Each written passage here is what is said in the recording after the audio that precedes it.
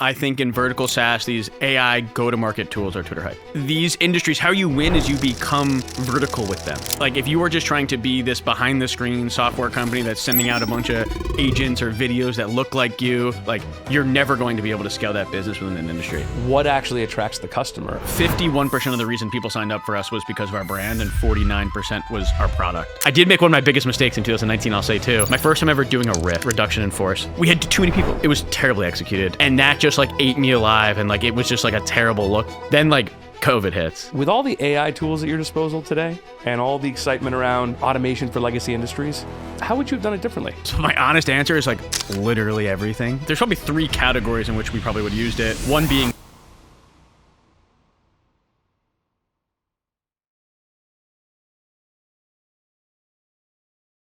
Hey climbers, thanks so much for joining me on this episode of Climb. My name is Jake Kapoor, general partner of VSC Ventures, and I am so thrilled to have my friend Todd Saunders on the show today.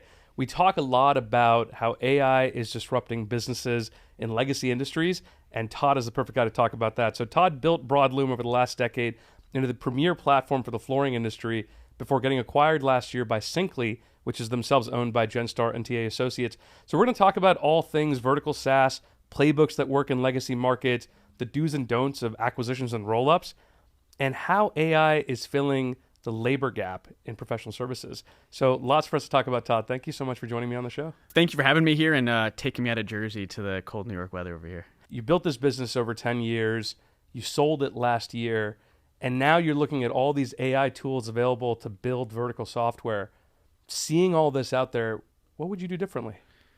I want to give you, and I will give you very specific examples, but my honest answer is like literally everything. It's crazy to think how much our business would have changed if we were really in the AI era. Like we sold it, I would say right before the true AI era. There's probably 3 categories in which we probably would have used it.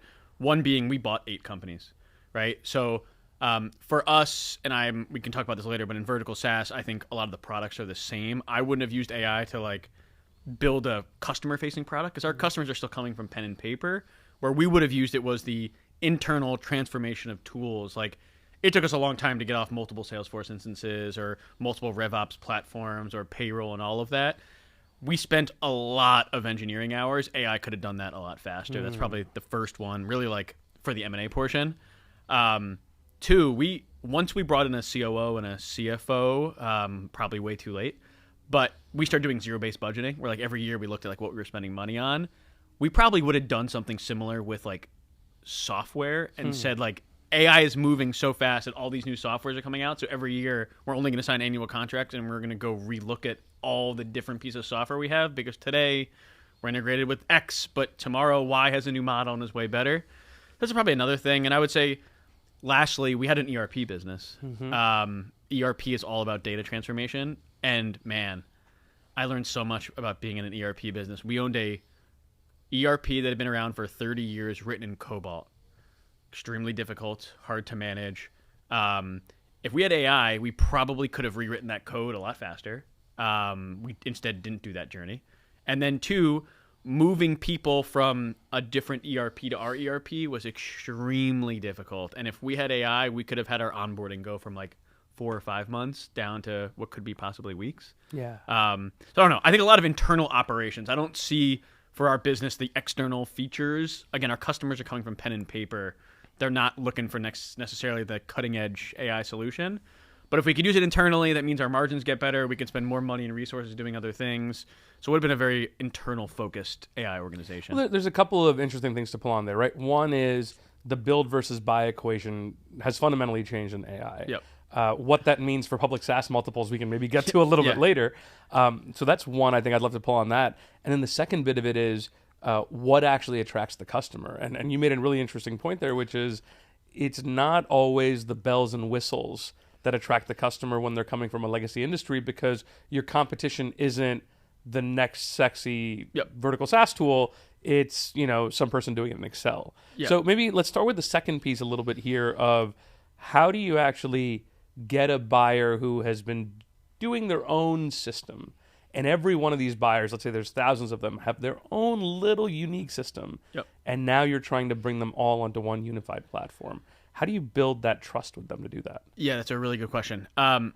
51% of the reason people signed up for us was because of our brand, and 49% was our product. Like that was our DNA as a company. We were a go-to-market company. My co-founder and I were non-technical. I think we had very strong leadership across the board, but our true blood was like, we started acquiring businesses, but we were a go-to-market machine. So we really doubled down on that. At Broadlume, we were the people that brought the flooring industry together and gave the local retailers a voice. And that's why people signed up. Like a good example, we had a website platform. It was our number one product. It was our wedge into the industry because we had a catalog. We were the only people with a catalog at the time. And then we built features around the catalog. So if you were a retailer and wanted a catalog on your website, you had to come to us. Now, the truth is, like, could you get a website from Squarespace for $49? That's pretty good. And you could WYSIWYG edit it yourself. Yeah. Mm-hmm. Or you come to Broadlume and buy a website for $1,000 a month. Well, why did people buy a $1,000 a month website? I'm talking $1 million flooring store. It was because they believed that Broadlume was going to build their ecosystem and be their partner as they moved forward. And it wasn't what we were then. It wasn't what we were going to be in a month. It was where we were going to take them and give them a voice. Mm-hmm. So brand was like the most underrated thing we did. It's something I didn't appreciate building the business at all until we sold it. I think we got a premium on the business because we had a great brand. I think our go-to-market was better because people understood what Broadlume was and stood for. And we like double and triple down on that when it came to like customer acquisition. So we didn't have like a typical outbound dial kind of AE methodology. Almost all of our leads were inbound. What we realized early on was like being in person, key. Like we need to shake the hands of our customers. Yeah. Our customers have been in this industry for 10, 20, 30, 50 years. Their parents were in the industry. They want to shake your hand. Yeah. That's one. And then two, we realized that all of the deals get done either at the bar at the end of a conference or in a room at midnight where all of the channel partners are, and finally they like open up and talk about like really what's happening in the industry. So we wanted to recreate that in-person magic, and we did that a lot at Broadlume, and I'll give you kind of a few examples. Yeah. We started the largest Facebook group in flooring, which like there weren't any Facebook groups at the time, so not that impressive, but I think we were one of the early adopters to like all of our customers are on Facebook. We got a group of 7,000 flooring retailers to join, and it was a place for them to all network and talk to each other. What we realized at these conferences, take a step back, was that they were trade shows. Yep. Why did they go to the trade show? I first went and I was like, why are all these retailers here looking at the same gray carpet that was here the year before and the year before that? Like, are they looking for the new gray carpet that they think Mrs. Jones cares about? Probably not. Yeah. What they were there for is to try to learn, which there was not really any learning opportunities. Like me and you would go to a Dreamforce, like one of these other conferences. One of these tech conferences, yeah. Yeah. But they really wanted to see other retailers and trade stories. Yep. So like, how can we recreate that? So first we recreated it in a Facebook group. That became owned distribution of 7,000 retailers. And I could talk about how we moderated it, but like you have to be very soft with how you moderate. You're not like jamming sales messages in there. Right? Yep. So that became kind of one path. The second path was we created what we call boot camps. We had 2 boot camps a year at a $250 million flooring store's location. Funny enough, we bought his CRM. It was one of our acquisitions. Okay. So he became an investor in our business, giving it some equity in the business. And we had this idea that said, hey, why don't we take retailers to your store twice a year, go from going to see their $1 million store to your $250 million store.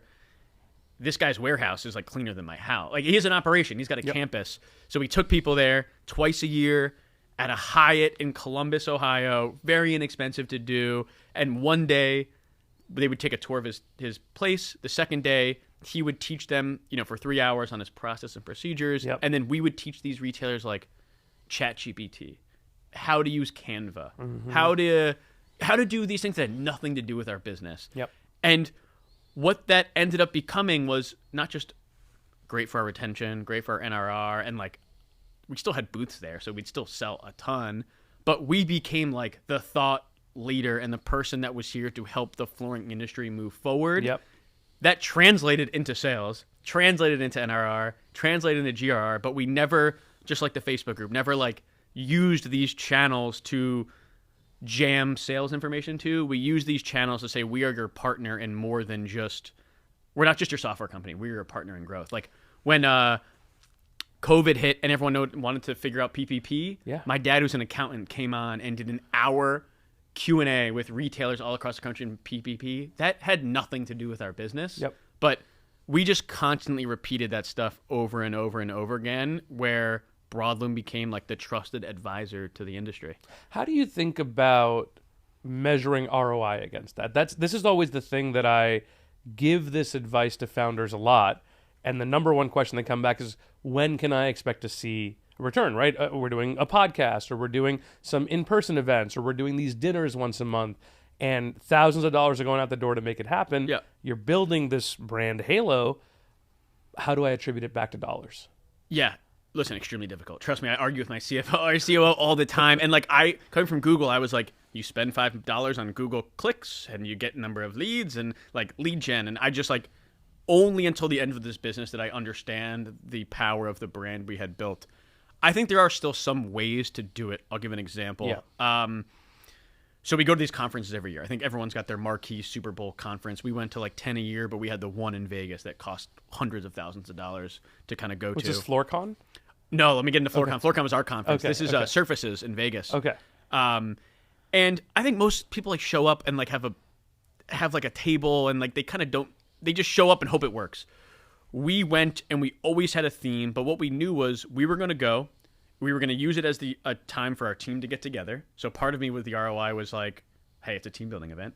The other ROI was all of our customers were there so we can shake their hands.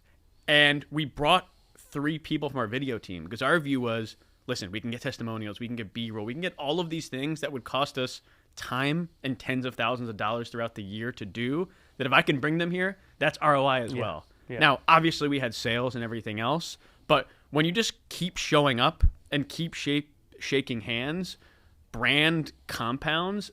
At the end of the day, we saw that in our NRR and our retention, all of that. It'd be very hard for me on like a annual basis to be like, exactly how do you measure the ROI? But listen, there's a reason our retention was extremely high. We were selling a commodity website in CRM, and I believe that was the brand. And I will say, this whole kind of conference thing is interesting. Like, it was such a big part of our go-to-market that we launched. You mentioned FloorCon. We launched our own conference. I have a lot of people be like, should I launch my own conference? And I'm like, well, take baby steps. Our first baby step was create a Facebook group. Do people like talking to each other? Okay. Then we launched a digital conference. We did something like this where we pre-edited. It was a movie premiere. We had 2,000 people sign up. We sent them all lanyards. We pretended like it was an in-person conference. And we had, I think, 800 people watch live our conference, which was a good indication to build the next one. Then we built a 200-person conference. Then we said that worked really well. We built a 400-person conference. Then we launched these boot camps, which didn't cost much money. It's like you're in a Hilton in a small room, right? Yeah. But at the end of it, we launched probably our biggest conference was about 800 people at the end of it. And man, trying to measure the ROI and the time commitment it takes to set one of those up is extremely difficult. But I will tell you, after selling the business, not only did our customers appreciate that we showed up and were in person and shook their hand, the buyers had a premium on what our brand meant to the industry. Yep. And I did not appreciate that going back. So I guess my answer to you is like, it's extremely difficult, but there's a lot of inputs from the content you can get to how you show up to the hands you shake to NRR, logo retention, and how your brand gets positioned. As long as you believe in all of that and are smart about the money, I don't know. It's hard to measure, but if you believe in it, you got to keep just every day showing up and doing it. Well, one thing I would say is it's actually gotten a lot easier to do it now, right? So you talked about how you would use AI for internal tooling. As somebody who makes content as part of my day job of running a fund, the tools available today to just do the bare minimum is so much easier. And on this couch, I talk to a ton of VCs, and they say, oh, every one of our founders should have a digital presence and a video presence and this, that, and the other. And I think people are still locked in that mindset of like, it costs thousands of dollars. And it doesn't. You start a Zoom podcast. See if people want to even listen to the insights that you have. And then if it's working, okay, go ahead and get cameras and do it in person. But it's about doing it repeatedly over and over and over again. You can't do it like 5 times and be like, did that work? Like, you have to show up and do it over and over again. I'll give my conference hack. So every year since we were ad hoc, which we can get into that story, but we had socks was like our thing. We had like ad hoc socks, and then we had limited edition Broadlume socks. But here was our strategy. We launched again, you have to have a good brand for people to care. But as our customer list was growing, we launched these like exclusive Broadlume socks, and every year we give them out at just show season and only show season, which was our kind of conference season. And we invited every year all of our customers to our booth. We emailed all of our customers, said, come to our booth. We've got these new products to sell you and show you whatever, but we want to give you the brand new Broadlume socks. Please come. And this became a thing. But really what we were doing was our booth was packed always. It was 98% of the time our customers. Yeah. But what that did was when people walked by, they were like, what's happening here? Like, what's going on with these guys? Correct. Yeah. So they would come. And then what we realized was as you're talking to a prospect, I could turn to my right or to my left and say, hey, Debbie, which is one of our customers, which, by the way, only your best customers are going to come to the booth to get socks and hang out. I'd be like, hey, Debbie, I'm actually talking to this brand new retailer, Mrs. Jones here. Can you just like give her 2 seconds on why you should sign up for it? And I had the people in the booth already. Selling each other. Correct. Yeah. And I didn't like explicitly say that, but after a while it became like almost a running joke that like our retailers were there and I used them as like my closing people without saying it, you know. So that was a huge hack that we used to make ourselves look bigger, make ourselves look super busy. And like we closed at the show. A lot of these guys go to the show to collect leads. We closed at the show, always closed at the show. Yeah. You know, the energy, the oxygen, you're in Vegas, you're excited. If we didn't get you there, good luck getting that person back on the phone. Yeah.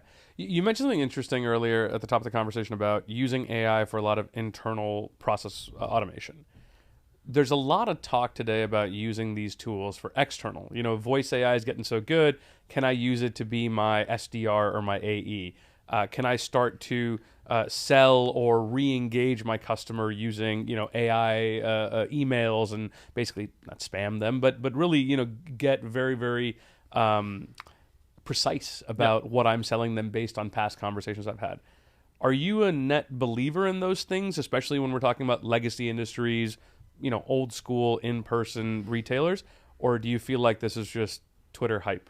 I think in vertical SaaS, these AI go-to-market tools are Twitter hype. I think these industries, how you win is you become vertical with them, right? Like if you are just trying to be this behind-the-screen software company that's sending out a bunch of agents or videos that look like you, like you're never going to be able to scale that business within an industry. Our business was built on relationships within the industry and being at the table and shaking those people's hands. I think if you're in like a giant horizontal space or you're someone like Service Titan where your TAM is a bajillion retailers, fine.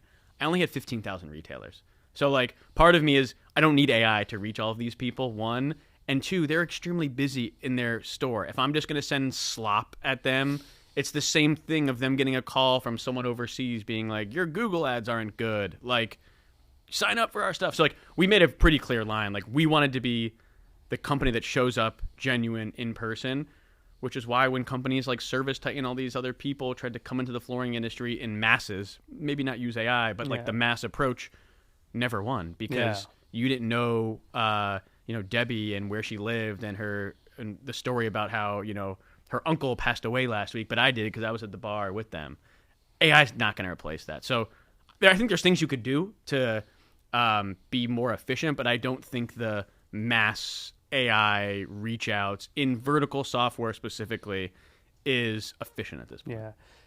Coming back to the transition from ad hoc Broadlume, we don't have to go too detailed into it, but maybe you can give kind of the why flooring piece of it. And then what was the kind of first, oh shit moment of like, wow, there is a massive opportunity for us to build here. Yeah, the story, I guess, is like quickly, and right, we launched the company in 2015. We were an ad tech company, grew up to 2019. We were doing like 12 million in revenue or so.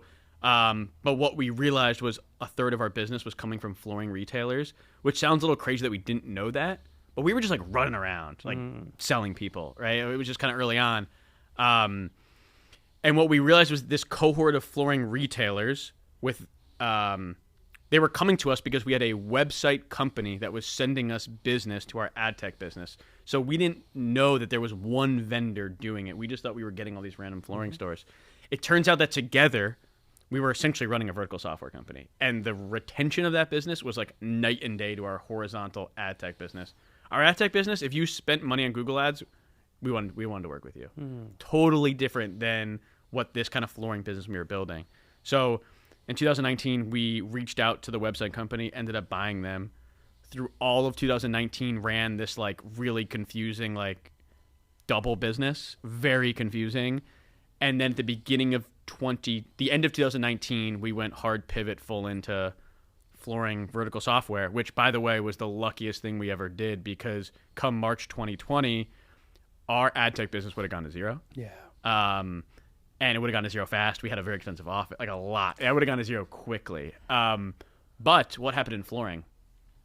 Escalator up, right? Home improvement started happening. These retailers were printing money, which meant they had a lot of money to spend on software. So like that one decision in hindsight was make or break for our business at the perfect time. But to think like we planned that, or that was in like our business plan, or like we ever wanted to get into flooring and we planned it in 2019, like no shot. Yeah. I did make one of my biggest mistakes in 2019, I'll say too. Okay. My first time ever doing a RIF, right, reduction in force. It was mostly because we bought another business and like we were pivoting into this business. Our revenue dropped like $3 or $4 million, and like we had too many people. It was duplicative. So we did a RIF. It was terribly executed, but like we had never done one, and it's in person. It was just really hard. And we're in this like open office. Like, how do you do this in a way that works?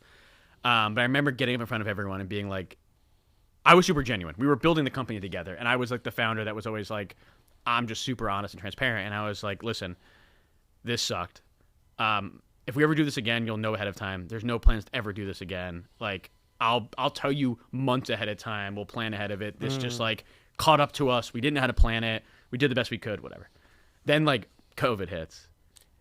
And it's do like, it all over again. Correct. It's like the world's ending. And I'm like, cool. Like within a week, I need to now like cut a bunch of people, because all I know is like the world is ending and our investors. So I then cut a bunch of people, and oh my God, it was like, people were like, you said, I didn't even remember what I said. I was like blacked out, like so nervous, and like you said you would tell us months in advance. And I'm like, man, I did say that, but like you have to understand, like I mean that, but like I didn't asterisk, if the world is ending, like that doesn't count.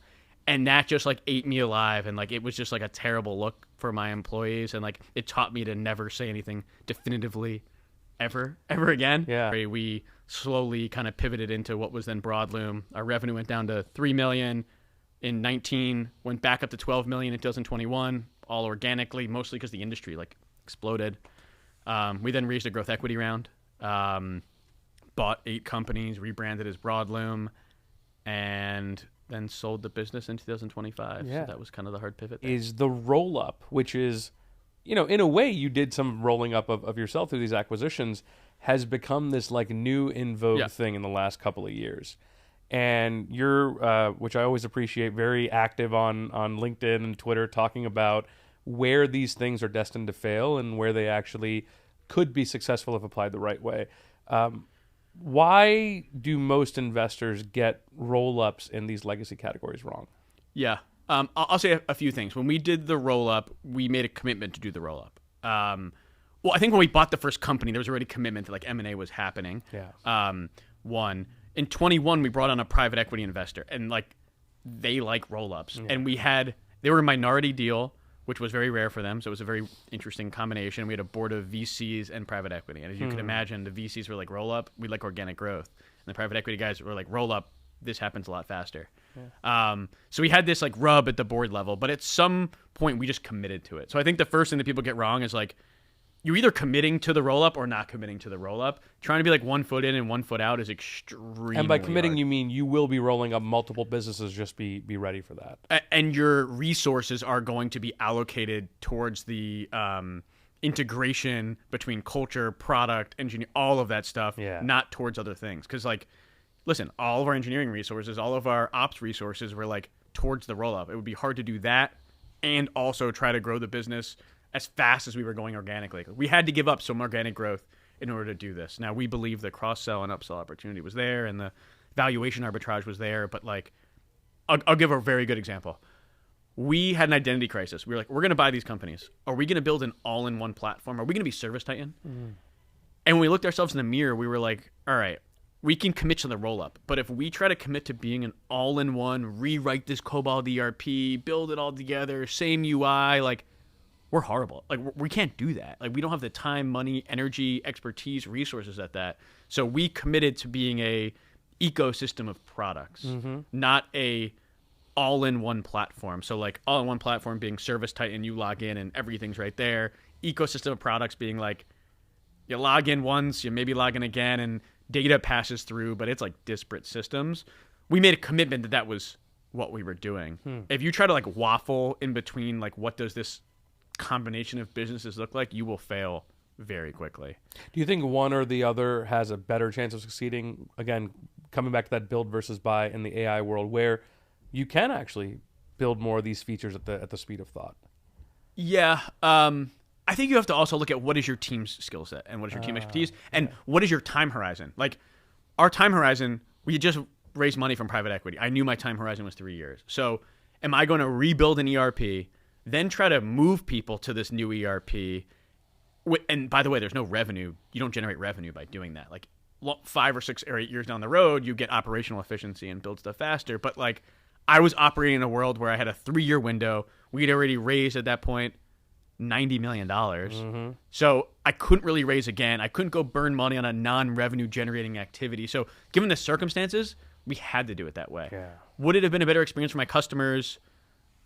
Probably to build an all-in-one platform, yes. But the truth is, like, the platforms all worked well together, and I got to spend my resources buying more companies and integrating us internally, and I spent less time with the let's go become an all-in-one beautiful platform. So it was a trade-off. You just have to be clear. The other thing I'll say is the integration is the hardest part.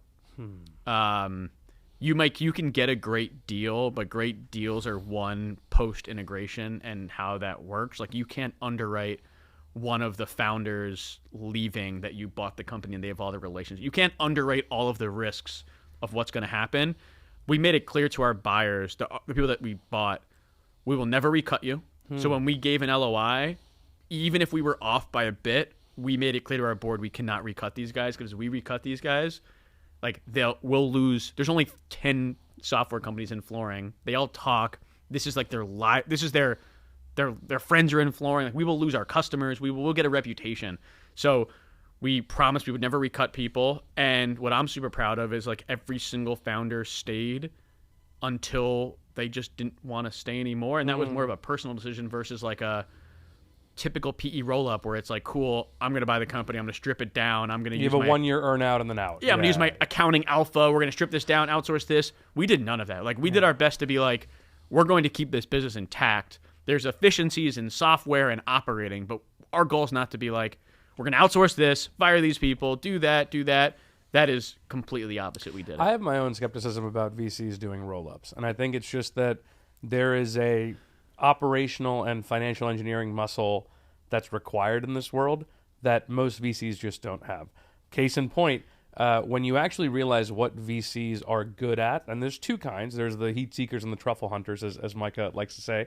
The heat seekers are just great about finding out where the good deals are and getting a check in. And the truffle hunters are great about really understanding what are the market trends that are going to be big in the next 5 years. There's a middle technique that the roll-up requires, which is how do you actually get and extract the value out of this acquisition at a dollar rate that makes sense, right? VCs don't have to do that on a daily basis. No. It's not something that I've been doing this 11, 12 years, would ever feel comfortable doing. But the reason I think some of them are being forced into it is because they realize these ERPs are so entrenched in these legacy businesses. If I want to go offer a full service offering, I also have to be an ERP. Yeah. Well, that migration is like a 2-3 year job, man. So how the hell are you going to do that? Yeah, and listen, that's what we struggled with. It was like we could go build. So we had this debate. We were like, should we go build an ERP? Okay, we could build a better ERP than the one that's on Cobalt. Great. That's going to take us 2 years, $3 million, and execution risk. And by the way, we could be doing something else. Then, by the way, you then have to get the new customers, and then you have to convince them to migrate. And just because it looks better doesn't mean that, like, the hardest part for these flooring stores, and I think a lot of these customers, is they have employees. Those employees are trained on where the buttons are. So it's great that your UI looks better, but your button is there and their button is there. And that's the most annoying thing for that store owner and that, retail sales associate or employee that works for them, that I wasn't convinced we could move people. And then not for nothing, you then buy the ERP and you're like, oh, I'm gonna make this thing better. Are you? Like, should you just like work around the edges, make it operationally better, make the support better, maybe fix one or two things? But like, are you really going to then go build a brand new ERP? In my view, if you're thinking you're going to buy an ERP and then build one on the side and try to migrate people, you better be ready to maintain 2 ERPs for a decade, because you're going to have 25% of people are going to move, 75% they're going to fight you. And are you going to give up that revenue of the company you just bought? Even if 25% refuse to move, are you really willing? And maybe you are. Maybe you bought them for so cheap they're willing. But are you willing to give up that revenue to force people to move? That's tough. It's so interesting because I maybe on a weekly basis get somebody building, the new hot term is system of record. Mm-hmm. And they're going, oh, I'm building a system of record. And I go, okay, where's the data live today? And it's some legacy, IBM or whatever type system.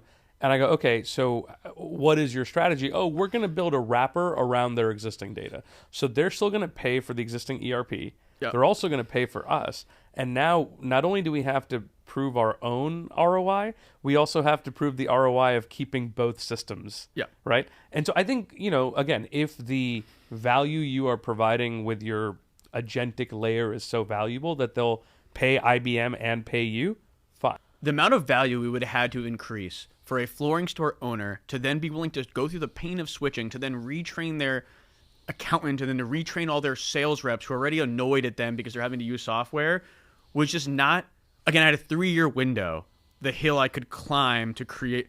At some point, we flipped into realizing we're building a big business and we have to keep thinking about building a business, but we're also creating enterprise value. And is this creating enterprise value, or is that creating enterprise value? And for us, building a new ERP was cool, and it would be a better consumer and product experience. And I know everyone wants to talk about that, but there was essentially no enterprise value that we could have built in the next 3-year window that doing that made sense. Interesting. And so, like, even towards the end of our business, when we knew we were going to sell, we were a year out from selling, I had to be honest with my leadership team, and I was like, there's a lot of things we can do and maybe should do, but let's be real with the situation. We cannot raise more money because you're going to hate the waterfall after this, 1. And 2, we need to build enterprise value. So, like, that might be a great thing to build the business in a different situation. But here's the situation we're in. We have a year, we can't raise much more money, and we need to increase our EBITDA and our revenue. That I don't care if this thing's on Cobalt. We're going to find other ways to monetize it and keep our customers happy. It doesn't have to be the sexiest looking front-end UI. And that was a rub. You have these great product people and engineer. Like, I get it.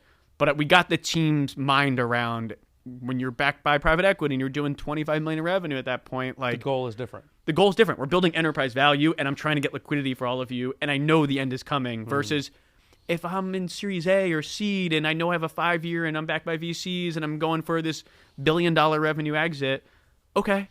But I knew I was like, we were at 25. I was protecting the downside. I was limiting my upside by not doing this, but I was in the sweet spot where I was like, we got to just lock this in, get to this like 25, 30, 35, $40 million revenue number, and just like everyone's going to make money.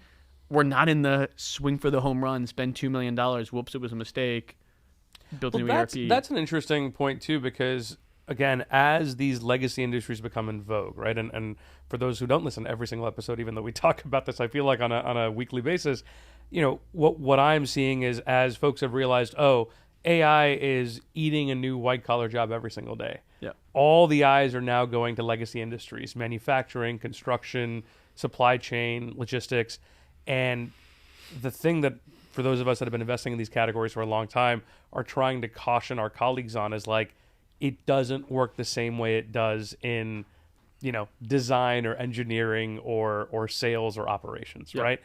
So you mentioned a really interesting point there, which is brand and trust and relationship drove as many or more of those sales than any specific features, bells, and whistles. Yep. I want to talk about the second bit, though, the features, bells, and whistles. Okay. Because today, there are more software options than ever. Shopify is much bigger today than it was when you guys started. These horizontal platforms have more that they can offer than they ever have before. Is it still possible to succeed in building a vertical business today? Yeah. Listen, I still think it's go-to-market. I just...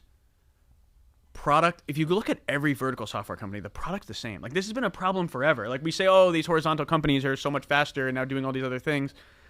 vertical software, every vertical software company's website, CRM, ERP, payment processing, and monetizing some transactional revenue. Go look at Fractal. They just like said, all right, go build 90 companies, the same playbook over and over again. So like, I don't think this is a new, I think vertical SaaS has had to deal with this forever, in which like every software, every stack is the same, and there's horizontal stacks like Squarespace or Shopify that you could have signed up for.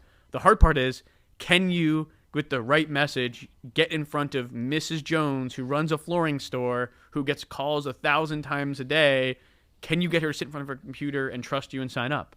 That, to me, is where vertical software will continue to win. It is the go-to-market, the messaging, the relationships, the channel partnerships. I think if you're a vertical software company and you think you're going to out-product a horizontal company or out-product a different vertical software company, you're lying to yourself. What you can do, though, is find ways to go to market and get the people that can't get in front of a computer or can't get on a phone call or are just too busy to trust you and sign up. Yeah. That's where we really tried to focus. I mean, to take it back to kind of this kind of ERP talk, most ERPs in our industry were like, we go to a conference, we do a demo, we then get you on a second demo and then a third demo. Well, because you trusted us, like our approach was sell them a website. We had 4,500 website customers. You trust us with the website. We would give you like a 10-minute ERP pitch.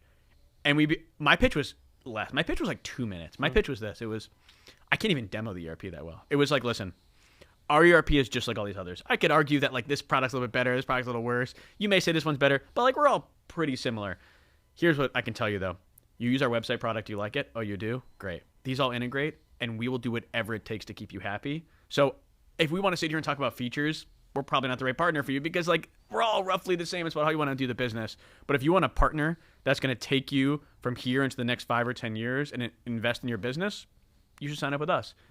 These guys wouldn't even look at, like, they wouldn't even like demo the thing. They're like, okay, we'll sign up, which was like unbelievable. Now, onboarding didn't love that so much because sometimes we have a little churn on onboarding when they like, maybe had to look at one of those features. Yeah. But that was the truth. Like, yeah, you can go look at Shopify. You can go look at Squarespace. You can look at that other vertical software company.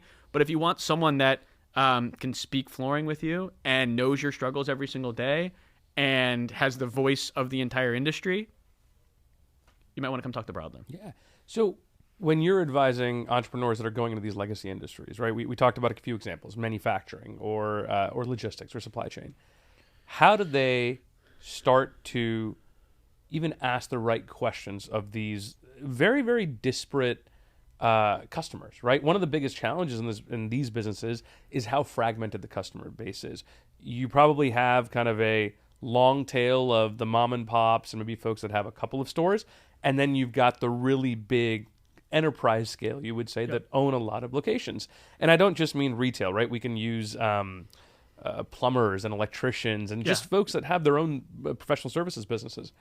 There's a long tail, and then there's the enterprise. How do you think about approaching these businesses with the tools that are available today if you're going to go run a similar go-to-market playbook that's built on trust and brand? Yeah, it's like I see these founders. They came from like, BCG or McKinsey or whatever, and they're like, I researched this industry and I'm just going to like go be in this industry. And the TAM is 16 billion. Exactly. The SOM is, Yeah, and like I get it. For us, it was about, again, our approach was like being the most authentic. Now when we bought these other companies, I was buying reputation just as much as I was buying product or revenue, because all of the founders had been in this space, and if they trusted us, it was a signal. Yeah. But man, we lived and breathed flooring. Like, I'm not like joking when I say this. Like, I worked in flooring stores for almost a month, like in and out of multiple flooring stores. My team would do the same thing. I gave every single person in the flooring industry has my phone number. If you got onboarded, you got my cell phone number. If you had a problem, you had my cell phone number. I gave it to everyone on Facebook every time you had a problem. And what you started to see was like, we're not just a software company, we are people too. So what worked really well for us was Broadlume had a brand in flooring, but we probably had 3 to 5 individuals whose brand was just as important in flooring as Broadlume's was. Like, we had a content strategy around Todd. We had a content strategy around John. We had a content strategy around our CIO John, our VP of marketing Jeff. Like, we wanted to personify that we were real humans trying to help you, and we've lived a day in your shoes. We're not just a Silicon Valley behind the scenes software commodity that has no idea what you're doing. So I think personifying yourself and actually entrenching yourself in the industry gains trust very quickly, but it's very easy to lose. My favorite thing was when we had this Facebook group, and the big negative of this Facebook group is people complain about you, and then everyone sees the complaints and whatever. I loved it. So when someone complained, I'd respond manually, no AI, people, no assistant, and I'd say, hey, thank you so much. I'm so sorry this happened.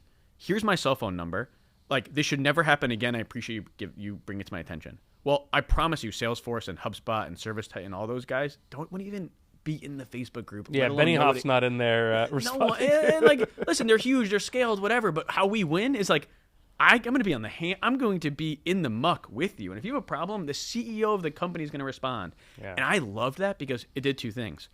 Everyone else in the group saw that the CEO was going out there giving their phone number. And it taught the industry that we're here with you. And it taught my team that if I'm willing to do that, if you're an account manager, you better be willing to do 10x that. Right? Because you're on the front lines with the customers. And then you talk to the customer, turn out it was a misunderstanding and like it really wasn't a big issue. And then without me asking, they wrote you a story. Oh my God, I talked to the CEO. I did have a problem, but he explained it to me and now I totally get it. This company is so amazing. And we would turn all of these complaints that we ever had into like magical moments. And it gave me an opportunity to be like, we're not perfect. I think my main thing was we're not perfect, but we're always going to try to be. Please give us your feedback. This will never happen again. Yeah.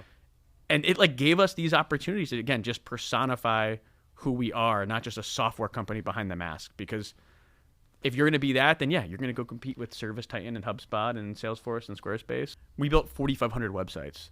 Now AI made it so like eventually, we're not even really there yet, but like you can sign up and like you're a flooring store. If I just know what products you carry, I should be able to like create your website like this. Mm-hmm. We purposely didn't make the experience like that. We wanted you to come on and get onboarded. And our onboarding team was trained to be like, you are the most important, you are the first impression of our customers. If you can make a good first impression, this customer will we'll be in the customer's good graces for a year or 2 years. So like we wanted the onboarding team, although the margin doesn't love onboarding team and the CFOs don't love onboarding team. But to us, it was like a reinforcement of like, welcome to the family. Let us give you a tour of everything. Here's my phone number. We can't wait you to have a good experience. If they just said that and nothing else, we knew we had the customer. So like we staffed up heavy on onboarding and account management. I think going back to your AI question, like it helped us go from an account manager managing 50 accounts to 100 accounts to 300 accounts to 500 accounts. But there's still a line in which if you're going to offer like, you have to offer a quality level that you can differentiate. Yep. And when you called us, we answered in America, we answered the phone, and we knew flooring. Good luck with any of these other companies. Go try to get, I keep picking on ServiceTitan, but like go try to get ServiceTitan on a phone call and talk about not just the product, but by the way, how's LVP selling? Oh, the prices are decreasing. Have you talked to this manufacturer? They're actually one of our customers too. You should talk to them. Oh, can you make the intro? Yeah, of course, no problem. Yeah. Text intro between them. You're never going to get that anywhere else. Yeah. So we tried to lean into those like magical moments. Do people actually want tools and software, or do they just want the job done? This is the thing that I'm starting to realize with a lot of these AI tools, that they want to give tooling to retailers or to professional services individuals. And it's like, dude, I'm a plumber. Like, why are you selling me software? Yeah. Can you just build this website for me? Can you just manage my marketing for me? Yeah, for sure. And that flies in the face of how VCs typically like to invest in businesses. Yeah. So maybe we'll pivot towards the kind of like investor world. You've taken money from VC, private equity, you've invested yourself. How are the incentives of what VCs like to invest in, and especially the market we're in today, changing the approach to these legacy industries? Yeah, I mean, so I feel very lucky that we ran a business that ran a Techstars business, which is like, we had like different cycles of the type of business we were running. And once we were aware of the incentives on the other side of the table, it became a better relationship and we could build a better enterprise value together. So like we had the Techstars business, we had the VC business, we then had a bridge round from an angel investor in Bill Ackman's family office. We then had a private equity business, and then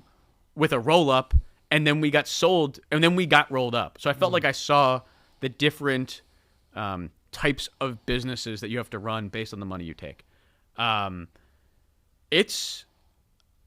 think that everyone wants to go out and say, I'm going to go raise VC and I'm going to go kind of do that game. What I try to tell founders all the time is like, VC is great. We took VC and I would do it again. But you have to know that you are generally a binary outcome at this point. And the game they're playing, which is everyone's running their own business. The VC business is, I need 3 companies, 1 company to return the fund. If the rest don't matter, who cares if you pay at a $50 million valuation for a company that's worth 30 or 7? Like, again, like depending on the year, people care a little more or less. But like, it doesn't matter. You're either going to be worth $1 billion and 100x.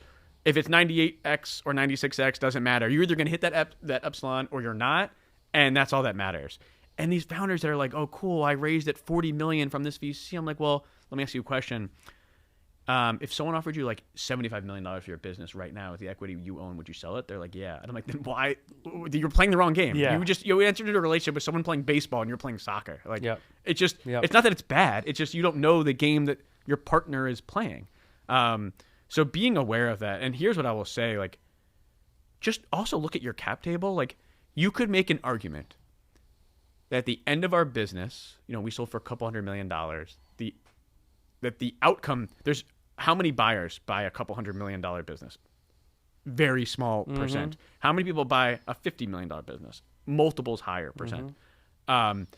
If we had raised less money with less execution risk to only get to 6 million of revenue or 8 million revenue, but kept our optionality open by not raising the huge round or at a huge valuation, which we never did, by the way. Like, we always raised conservatively, and maybe that was because we were not a sexy company. I don't know. But I'll say that was because I was trying to preserve our optionality, but I don't think it ever was.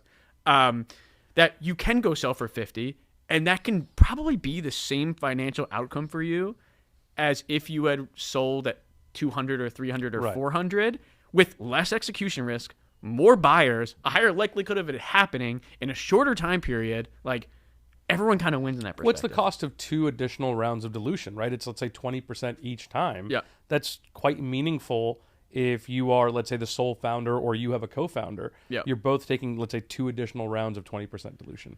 Yeah. Right? And of course, and if a VC is investing in you, they're expecting you're going to 10x from there, and good luck trying to sell that company at 2x. A lot of times, they'd rather you see just go for the home run or not. There's not this middle ground, which is like, and that's not a negative. It just is what it is. And PE is the opposite. They don't want, of course, they take the 10x, but they're optimizing for the protect the downside, cap the upside. We'll take a 3xer or a 2xer. So I think you just have to understand the game at which your partner is playing, and what you're worth on paper just does not matter and is like so uninteresting to me. Well, it's so tied to their fund size, right? Like, I'll have conversations. We're a $20 million fund. I'll have conversations with a $175 million fund, and I go, why did you give this pre-revenue, pre-whatever company a 35 post? I mean, it doesn't make sense. 20, it's a no-brainer. I would do it too. 35, that's a meaningful delta. Yeah. And my expectation, because when I talk to my Series A colleagues, I know what they're looking for. My expectation is if you're doing this company at a 20, your next round is going to be at a 60 post or higher. That's how we all feel pretty good about it. If it's at a 50, fine, we'll live with it, right? But really the expectation is you're going to 3x valuation between now and then. So when I talk to a founder, I say, how confident are you that you're going to turn that 35 into 100? Yeah. You got 18 months to do it. Yeah, exactly. Right? You have 18 months to do it too is the other thing. And like, man, if you look at how most companies get acquired, it's like you have the dream as like this early CEO and founder that like you're going to go IPO or you're going to sell for $1 bajillion. The truth is like the majority of buys are tack-ons to private equity. Yeah. So like that's your most likely scenario. You can still raise from VC, but realize what your most likely scenario of your outcome is, and don't give up your optionality to go do that. And I think everyone has gotten sharper with their pencils and gotten smarter about this. We're not in 2021 anymore, 2015, where people are just like acting reckless. But from a founder perspective, you really gotta think about it. I'll say the other thing people ask me a lot is, would you have burned as much money? Because now I preach like optionality and like being default alive at all times, because you keep yourself open to all options, or at least see the path to default alive. Like, would you have burned as much money as you did in 2015 when you started the business? And the truth is like, yeah, like my opinions right now are of the current market.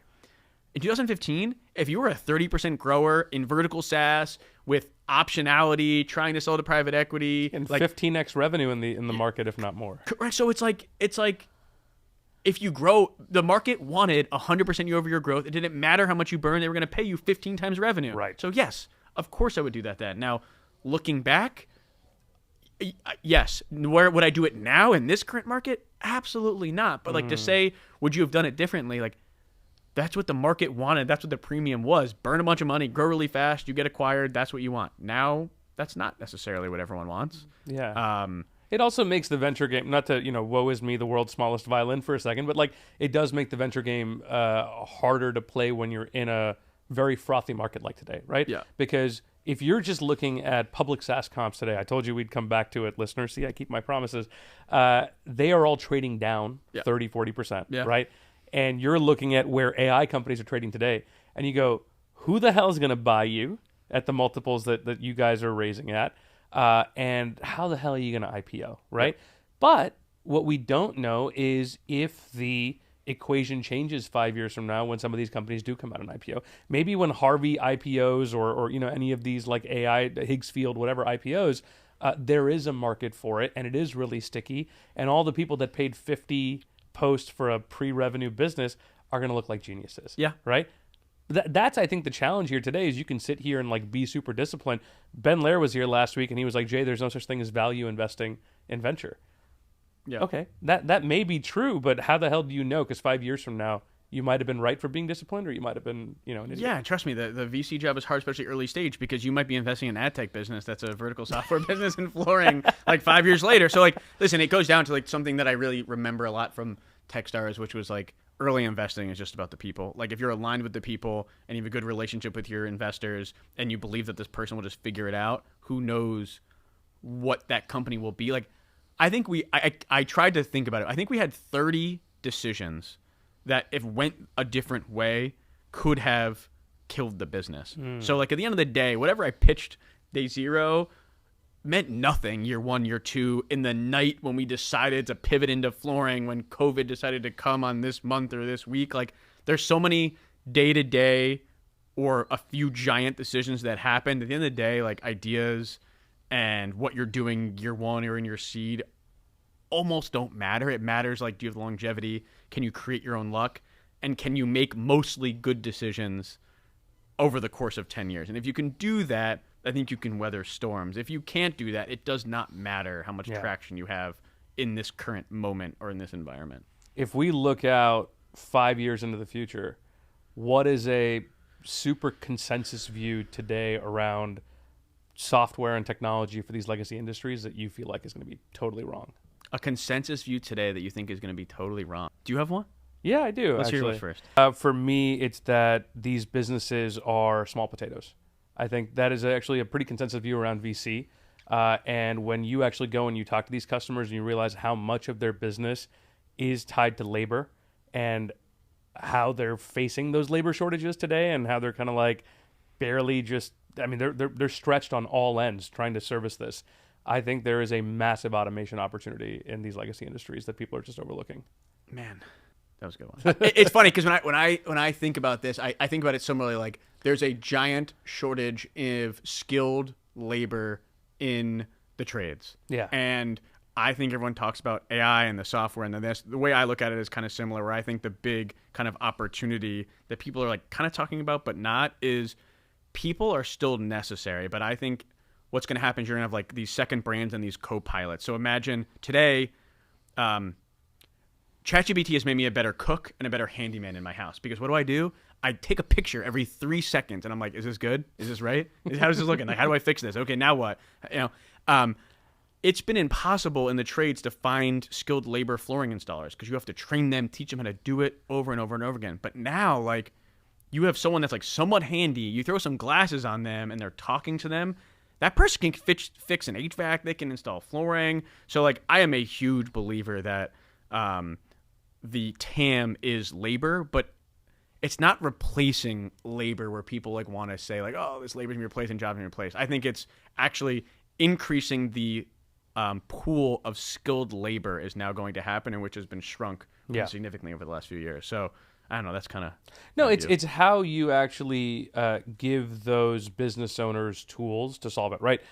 You should not need to hire a CFO or an accountant. You should not need to hire a marketing person. You should spend all of your time and money hiring the field ops people that are actually going to go and solve your problem. So you should have a 90% hiring rate on plumbers if you're a plumbing services company, and like 10% overhead. When you look at most of these businesses today, it's the inverse. It's like 60% overhead and 40% staffing. Or you're trying to get plumbers to like do their own receipts. And it's like, hey man. I think the thing that changes all of this, which I don't know if it's happening in 5 years, are these robots here? If the robots are here, then we're like talking about something completely different. So like I just need to put that aside. But yeah, I totally agree with you. Asterisk if robots are not here. I'm going to have you back on a year from now, and we'll just do a whole conversation about robotics and legacy industries. Yes, that'll be exciting. The first robot flooring installer, please call me. I'll gladly invest or be your friend. I don't know if we're investing in these robots or we're just friends with the robots. I don't know. Maybe you're investing in me, the robot. So we'll find out. Todd, this was so fun, man. Thank you so much for joining me. Yeah, thanks for having me. Appreciate it.